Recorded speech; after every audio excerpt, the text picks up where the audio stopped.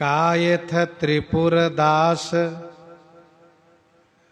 भक्ति सुख राशि भर्यो कर्यो ऐसो पन सीत दगला पठाइए।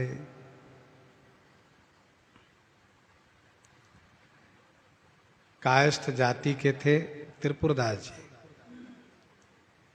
इन्होंने नियम बना लिया था प्रतिवर्ष ठंडी के पहले एक बढ़िया सुंदर से सुंदर कपड़े में, गोटादार कपड़े में रजाई बनवा करके भेजा करते थे। निपट अमोल पट हिय हित जटियावे ताते अति भावे नाथ अंग पहिराइए। निपट अमोल पट, निपट माने अतिशय, अमोल पट, अमूल्य पट माने कपड़े लेते थे, खूब महंगा कपड़ा लेते थे, जो सबसे महंगा सबसे सुंदर हो। और दूसरी बात, हिये हित, हृदय के अतिशय प्रेम के साथ उसको जड़ दिया करते थे। अर्थात महंगे कपड़े में महंगा गोटा और फिर सबसे महंगा प्रेम से उसको जड़ दिया करते थे, जड़ीदार बनाते थे। ताते माने इसी से श्रीनाथ ठाकुर जी को अति भावे माने अतिशय अच्छा लगता था। अंग पहिराइए, अंग में पहराते थे।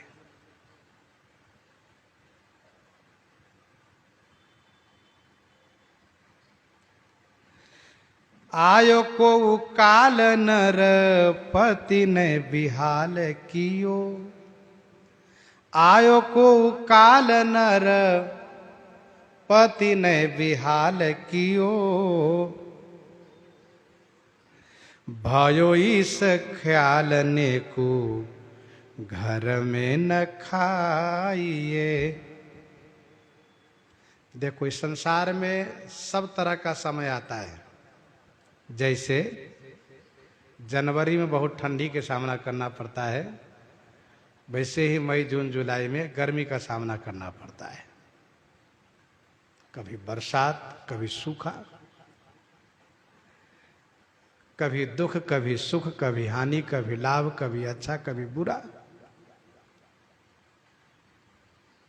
इसी का नाम है संसार। एक जैसा नहीं रहता है, ये बदलता रहता, होता रहता है। जीवन में सब तरह का समय आता है, कभी अमीरी, कभी गरीबी। तो आयो को काल, मुसलमान शासक था। त्रिपुरदास जी हाँ में हाँ नहीं मिलाते थे, ठकुर सुहाती नहीं करते थे। इसलिए राजा ने इनको अपने घर से बेदखल कर दिया, इनके पद से बेदखल कर दिया।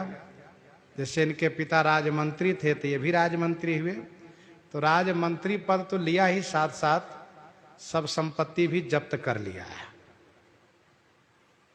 अब सरकारी संपत्ति है, जब सरकारी नौकरी के तो संपत्ति भी जाएगी। सरकार का मानना होता है कि ये सब देश की संपत्ति है, सब जब्त कर लिया। एक पैसे नहीं रह गए, खाने के लिए भी लाले पड़ गए, बड़ी समस्या हुई। भयो इस ख्याल, जब ठंडी का समय आया, ईश्वर का ख्याल आया, नेको घर में न खाइए। त्रिपुरदास जी सोचने लगे खाने के लिए तो कुछ है नहीं, अब क्या करना चाहिए।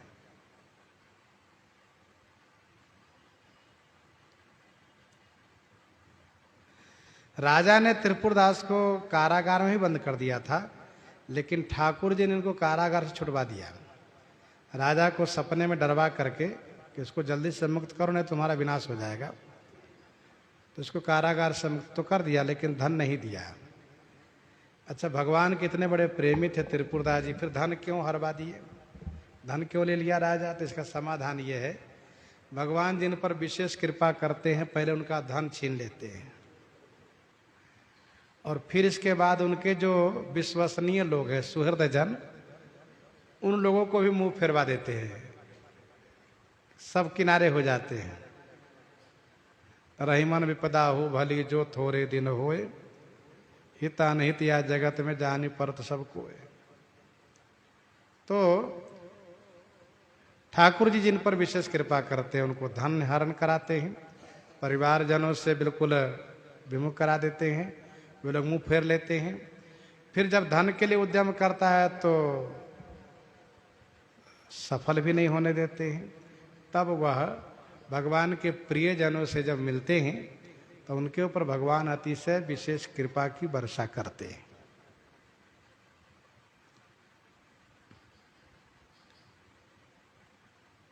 ठंडी का समय आने वाला है, घर में खाने का कुछ नहीं है, अब क्या करें? वही ऋतु आई सुधी आई, आँखी पानी भरी आई। वही ऋतु आई सुधी आई, आँखी पानी भरी आई।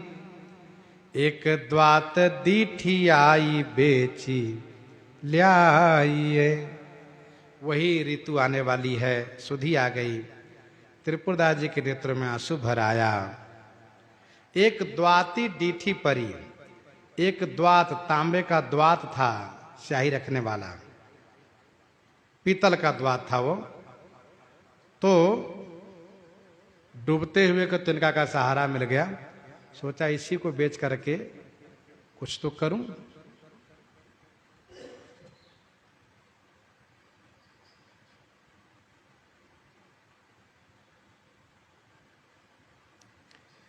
श्री त्रिपुरदास जी शेरगढ़ के निवासी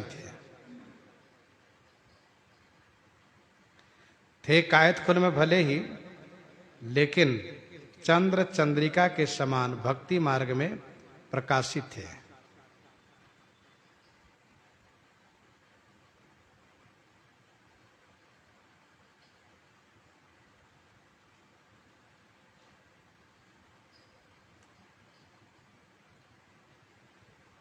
आगे, बेची कई बाजारियों रुपया एक पायो ताको, ल्यायो मोटो थान मात्र रंग लाल गाइए।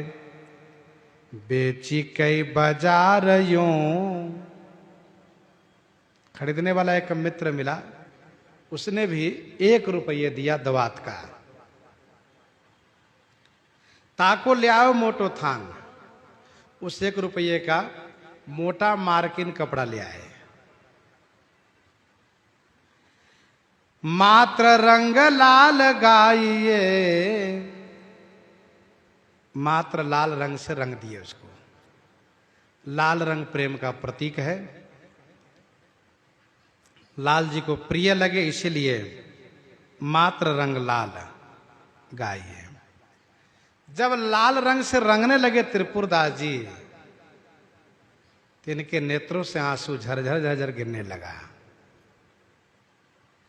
भीजो अनुराग पुनि नयन जल धार भीजो। पहले तो अनुराग में उस कपड़े को भिगाया, फिर नेत्र जल से भिगोया, और फिर दैन्यता से भीजो दीनता धरी राख्यो और आइए।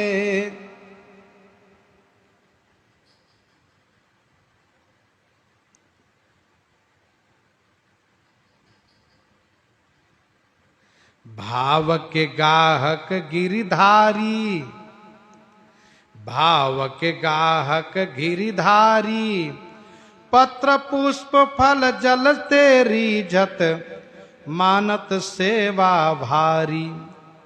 उत्तम भोग वसन आभूषण प्रेमहीन नहीं भावई।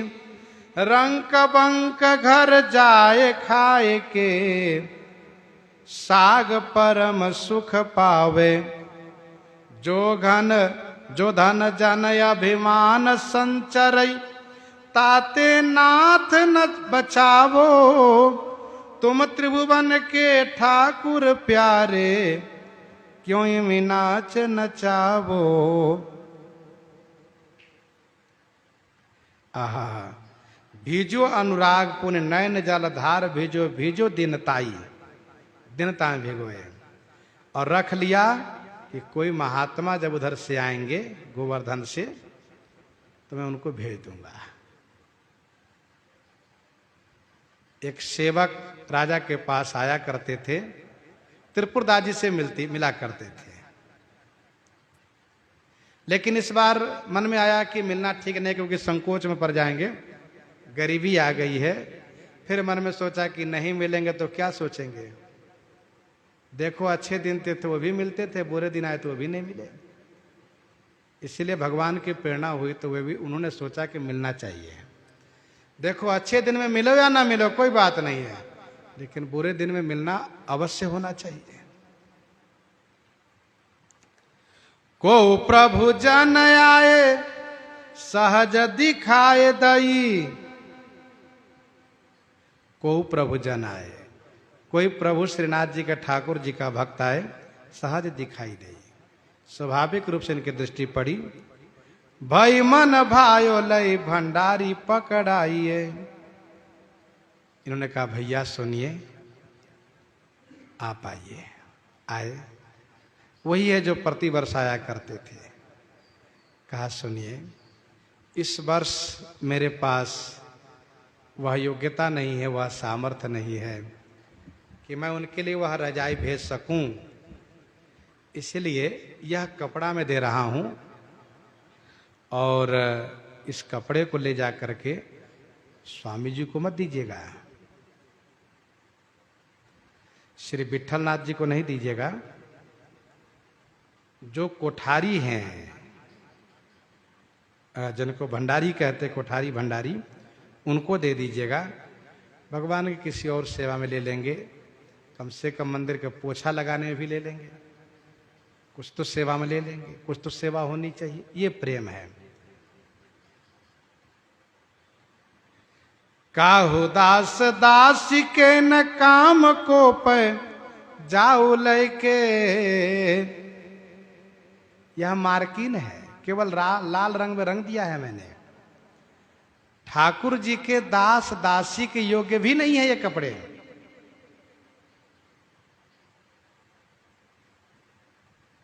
बिनती हमारी जो गोसाई न सुनाइए। त्रिपुरदास जी ने कहा हमारी विनती आपसे है, आप यह भंडारी जी को कपड़ा दे दीजिएगा और स्वामी श्री विट्ठलनाथ जी को कुछ मत बताइएगा। ठाकुर जी श्रीनाथ जी सोच रहे थे कि अब तक त्रिपुरदास की बहुत बड़ाई हुई। त्रिपुरदास रजाई भेजता है, त्रिपुरदास इस प्रकार से सेवा भेजता है, अब मेरी भी बड़ाई होनी चाहिए। तब क्या किया, त्रिपुरदास को गरीब बना दिया। और गरीब बनाने के बाद फिर उनके द्वारा भेजा हुआ उस कपड़े को पा करके उन पर भगवान ने ऐसी कृपा करी कि उनको भी जगत में विख्यात बना दिया। और ठाकुर जी यही तो चाहते हैं कि लोग समझें कि भगवान भी अपने भक्त पर कैसी कृपा करते हैं, अपने भक्तों से कितना प्रेम करते हैं।